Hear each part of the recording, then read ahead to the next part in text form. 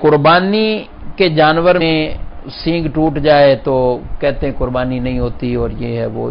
سینگ اگر ٹوٹ گیا اور پھر اب صحیح ہے تو اب کوئی کچھ بھی نہیں ہے تو اب ایسے جانور کی قربانی. یہ سینگ ہے بالفرض، ٹھیک ہے.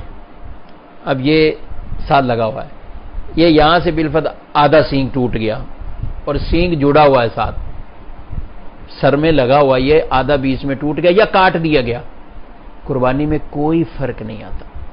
بعض لوگ ہوتے ہیں نا خوبصورت بنانے کے لیے سینگ کو کاٹ دیتے ہیں اوپر سے، اور جانور کو جس میں تکلیف نہ ہو تو اگر ایسا کر دیا تو اس میں کوئی مسئلہ نہیں. اچھا، سینگ کسی وجہ سے جانور کا ویسے ہی ٹوٹ گیا، جانور لڑتے بھی ہیں بعض کا، ٹکریں بھی مارتے ہیں ایک دوسرے کو، یہ کیا یا کوئی بھی وجہ بن گئی.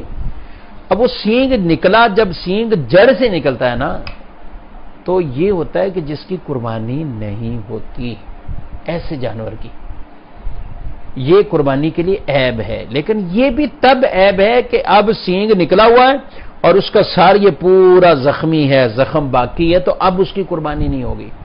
لیکن اگر سینگ نکل آیا، اگرچہ جڑ سے ٹوٹ گیا اور ٹوٹا کچھ عرصہ پہلے تھا، اب اس کے بعد کوئی بھی مرہم پٹی کی، جیسا کیسا بھی ہوا، زخم بالکل بھر گیا، تو ایسے جانور کی بھی قربانی ہو جاتی ہے. تو یعنی یہ نہیں کہا گیا کہ اس کا سینگ اگر ٹوٹ گیا تو اب اس کی قربانی نہیں، اب اس کا زخم جب چلا گیا، زخم بھر گیا تو اس کی قربانی ہو جائے گی، اس میں کوئی معاملہ نہیں ہوتا. تو بہرحال یہ مسائل ہمیں، یہ بھی صحیح ہے، اچھی بات ہے. جانور جب لینے جائیں تو بڑی احتیاط سے لیں بھائی.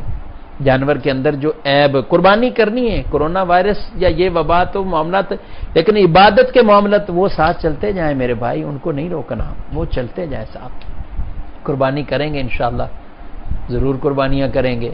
اور پھر بالخصوص وہ جن پر قربانیاں ہیں ہی شریعت کی طرف سے واجب، تو ان کو قربانی کے بغیر چارہ بھی نہیں ہے، لازمی قربانی کیجئے.